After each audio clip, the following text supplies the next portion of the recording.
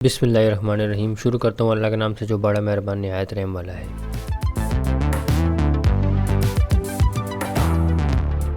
अस्सलाम वालेकुम फ्रेंड्स, कैसे हैं आप सब। उम्मीद करता हूं कि आप सब खैरियत से होंगे। फ्रेंड्स, आप देख रहे हैं इन्फोपीक और मैं हूं अहमद अली आरही। फ्रेंड्स, इस वीडियो में मैं आपको बताऊंगा कि 2.5 किलोवाट का सोलर सिस्टम अगर आप खुद इंस्टॉल करना चाहें तो किस तरीके से इंस्टॉल कर सकते हैं। इसके साथ ही मैं आपको बैटरी के कनेक्शन करने का तरीका भी बताऊंगा कि हम सीरीज कनेक्शन बैटरी के किस तरीके से करते हैं, यानी कि 24 वोल्ट का इन्वर्टर जो कि बड़े इन्वर्टर कहलाते हैं, इनके साथ हम 2 बैटरी अटैच करते हैं और इन बैटरीज का कनेक्शन किस तरीके से करते हैं। और इसके साथ ही फ्रेंड्स, मैं आपको इन्वर्टर की कंप्लीट सेटिंग भी बताऊंगा, क्योंकि फ्रेंड्स हर जगह के इन्वर्टर की जो सेटिंग्स होती है अलग अलग होती है, क्योंकि इन्वर्टर की जो सेटिंग होती है आपकी अपनी मर्जी के मुताबिक होती है। फ्रेंड्स, वीडियो एंड तक जरूर देखिएगा और चैनल को सब्सक्राइब लाजमी कर दिएगा, क्योंकि फ्रेंड्स इतनी मेहनत मैं करता हूँ तो मुझे मेरी मेहनत का सिला तो मिलना चाहिए, तो इसके लिए एक सब्सक्राइब तो लाजमी बनता है। तो और फ्रेंड्स, वीडियो को लाइक भी कर दिएगा और अगर वीडियो पसंद आए तो उसे लाजमी शेयर कीजिएगा, ताकि इससे ये है कि बहुत सारे दोस्तों को सीखने को कुछ मिल सके और आप लोग खुद अपने घरों पर अपना सोलर सिस्टम इंस्टॉल कर सकें।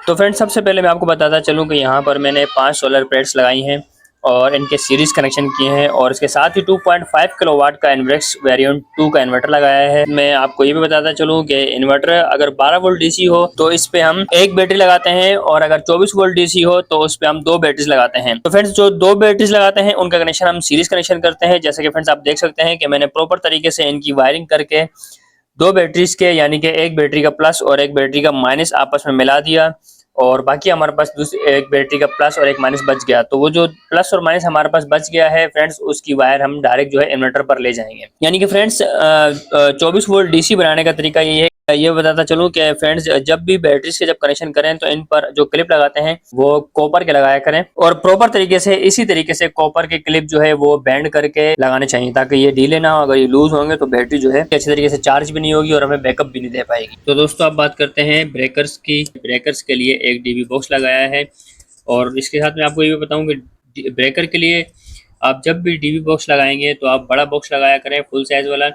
इससे छोटा वाला ना लगाया करें, क्योंकि छोटा वाला जो बॉक्स होता है उसमें पूरे प्रॉपर तरीके से ब्रेकर नहीं आ सकते, तो जिसकी वजह से जो है उनमें गैप नहीं रहता और वो शॉर्ट सर्किट का मसला बनता है, क्योंकि वायर्स आपस में मिल सकती हैं और शॉर्ट सर्किट हो सकता है। तो ऐसी चीज़ इस्तेमाल करें जिसमें थोड़ा सा गैप भी रहे, शॉर्ट सर्किट का भी मसला ना हो। और ब्रेकर्स जो मैंने इस्तेमाल किए हैं, यहाँ पर बैटरी के लिए मैंने 125 एम्पेयर का डीसी ब्रेकर इस्तेमाल किया है, सोलर के लिए C63 एम्पेयर का डीसी ब्रेकर इस्तेमाल किया है और वापडा इनपुट और आउटपुट के लिए C32 एम्पेयर का ब्रेकर इस्तेमाल किया है। वोल्टेज को कंट्रोल करने के लिए वोल्टेज प्रोटेक्टर का इस्तेमाल किया गया है, ताकि वोल्टेज कंट्रोल हो सकें और किसी भी किस्म के एक्स्ट्रा वोल्टेज या एक्स्ट्रा एम्पेयर जो वापडा से आने वाले हों वो हमारे इन्वर्टर तक ना पहुंच सकें और हमें किसी भी किस्म का लॉस ना हो सके।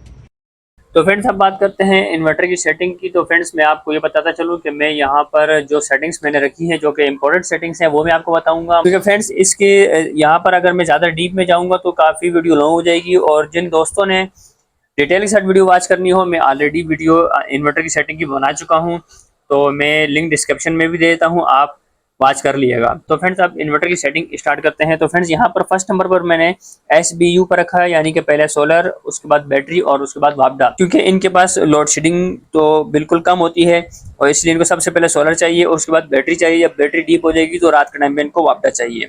इसी तरीके से 2 नंबर की सेटिंग जो कि सोलर से चार्जिंग की सेटिंग है, तो सोलर से चार्जिंग के एम्पेयर जो कि मैंने 30 एम्पेयर रखे हैं, क्योंकि फ्रेंड्स यहाँ पर ट्यूबुलर बैटरीज लगाई हैं, तो ट्यूबुलर बैटरी की सेटिंग में 30 एम्पेयर ही रखता होता हूँ, ताकि बैटरी अच्छे तरीके से चार्ज हो सके। और अगर हम यहाँ पर फ्लैटेड बैटरीज लगाते हैं तो उनको ज़्यादा करंट से चार्ज नहीं करना चाहिए, तो उनके लिए मैं 20 एम्पेयर रख सकता था।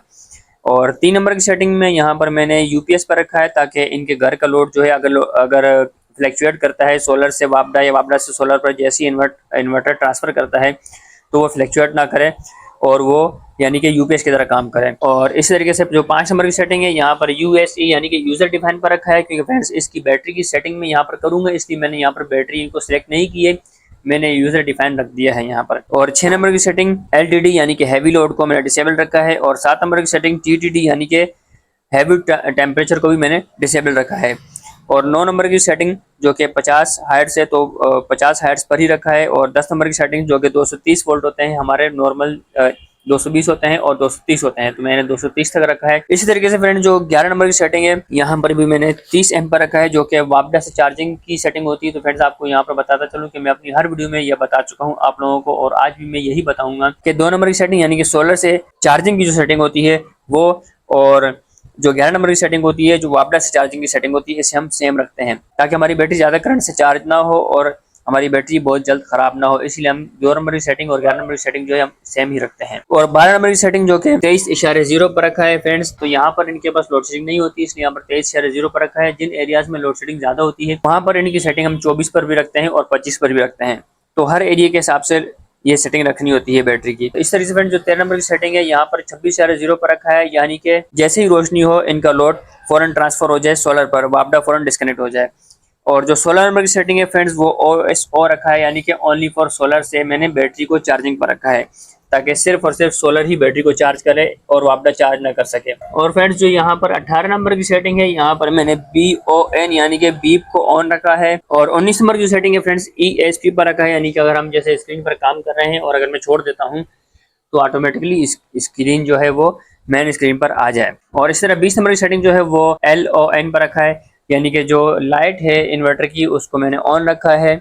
और 22 नंबर की सेटिंग जो कि AON यानी कि ये भी अलार्म है, तो अलार्म को मैंने ऑन रखा है। 23 नंबर की सेटिंग जो कि बाईपास इनेबल या डिसेबल होता है, तो हम यहाँ पर इसको बाईपास को हर हाल में हमें इनेबल रखना होता है। अगर हम यहाँ पर डिसेबल रखेंगे तो अगर हम हैवी लोड चलाते हैं, तो अगर हमारे बैटरी में इतनी ताकत ना हो और सोलर भी उस टाइम पे ना आ रहा हो, यानी कि सोलर से भी पावर ना आ रही हो और बैटरी में भी ताकत ना हो, तो हमारा लोड वापडा पर ट्रांसफर नहीं होगा, क्योंकि हमने यहाँ पर डिसेबल पर रखा होगा, तो हमारा जो इन्वर्टर है वो रीस्टार्ट हो जाएगा। इसलिए हम यहाँ पर इसको बाईपास को इनेबल रखते हैं ताकि हैवी लोड जैसे ही हम चलाएं तो हमारा लोड जो है वापडा पर ट्रांसफर हो जाए, फिर जब उसका टार्क लोड पूरा हो तो वापस वो डिस्कनेक्ट होकर बैटरी पर आ जाए। और 25 नंबर की सेटिंग यहाँ पर मैंने FEN रखा है, यानी कि किसी भी किस्म का कोई एरर आएगा तो हमारे स्क्रीन पर डिस्प्ले दे देगा हमें। और 26 नंबर की सेटिंग जो कि बैटरी की सेटिंग होती है, जो कि फ्रेंड्स ट्यूबलर बैटरी की सेटिंग होती है, वो 29.6 पर रखी है, यानी कि हैवी वोल्ट से चार्ज करवाने के लिए रखी है, ताकि हैवी वोल्ट जब बैटरी 0% हो जाएगी तो इसको हम हैवी वोल्ट से चार्ज करवाएंगे तो अच्छे तरीके से चार्ज होगी और वो हमें ज्यादा देर तक बैकअप दे सकेगी। और 27 नंबर की सेटिंग जो है वो 28.0 पर रखा है, यानी कि हमारी बैटरी अगर 50% डिस्चार्ज होती है तो वो